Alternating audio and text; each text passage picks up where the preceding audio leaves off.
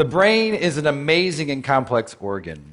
And while many people are fascinated by the brain, they can't really tell you that much about the properties about how the brain works because we don't teach neuroscience in schools. And one of the reasons why is that the equipment is so complex and so expensive that it's really only done at major universities and large institutions. And so in order to be able to access the brain, you really need to dedicate your life and spend 6.5 years as a graduate student just to become a neuroscientist to get access to these tools. And that's a shame because 1 out of 5 of us, that's 20% of the entire world, will have a neurological disorder. And there are 0 cures for these diseases. And so it seems that what we should be doing is sort of reaching back earlier in the education process and sort of teaching students about neuroscience, and so that in the future they may be thinking about possibly becoming a brain scientist. And so when I was a graduate student, my lab mate Tim Marzullo and myself decided that, what if we took this complex equipment that we have for studying the brain and made it simple enough and affordable enough that anyone, an amateur or a high school student, could learn and actually participate in the discovery of neuroscience. And so we did just that. A few years ago, we started a company called Backyard Brains, and we make DIY neuroscience equipment. And I brought some here tonight, and I want to do some demonstrations. You guys want to see some? All right. All right, so I need a volunteer. So right before, what is your name?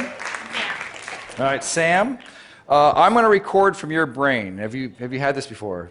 No. Okay. All right. I need you to stick out your arm for science. Roll up your sleeve a bit. All right. And so what I'm going to do, I'm putting electrodes on your arm, and you're probably wondering, I just said I'm going to record from your brain. What am I doing with your arm? You have about 80 billion neurons inside your brain right now. They're sending electrical messages back and forth and chemical messages. But some of your neurons right here in your motor cortex are going to send messages down when you move your arm like this. It's going to go down across your corpus callosum, down onto your spinal cord, your lower motor neuron, out to your muscles here. And that is electrical discharge. It's going to be picked up by these electrodes right here. And we're going to be able to listen to exactly what your brain is going to be doing. So I'm going to turn this on for a second. Have you ever heard what your brain sounds like? All right, let's turn it on. So go ahead, go ahead and squeeze your hand. All right, so what you're listening to, so this is your motor units that are happening right here. Okay, so let's take a look at it as well. So I'm going to stand over here, and I'm going to open up our app here. So now I want you to squeeze. Yeah, so right here, these are the motor units that are happening from her spinal cord out to her muscle right here. And as she's doing it, you're seeing the electrical activity that's happening here. We can even click here and try to see one of them. So keep doing it really, really hard. Yeah, so now we've paused on one motor action potential that's happening right now inside of your brain. Okay, do you guys want to see some more? All right. That's interesting, but let's get it better. Okay, I need one more volunteer. Okay, what is your name, sir? Miguel, all right. You're going to stand right here. So Miguel, when you're moving your arm like this, your brain is sending a signal down to your muscles right here. I want you to move your arm as well. All right, so your brain is going to send a signal down to your muscles. And so it turns out that there is a nerve that's right here that runs up here that innervates these 3 fingers. And it's close enough to the skin that we might be able to stimulate that. So that we can do is copy your brain signal that's going out to your hand and inject it into your hand so that your hand will move when your brain tells your hand to move. And so in a sense, she will take away your free will, and you will no longer have any control over this hand, okay? You with me? All right, so I just need to hook you up. All right, so I'm going to find your ulnar nerve, which is probably right around here.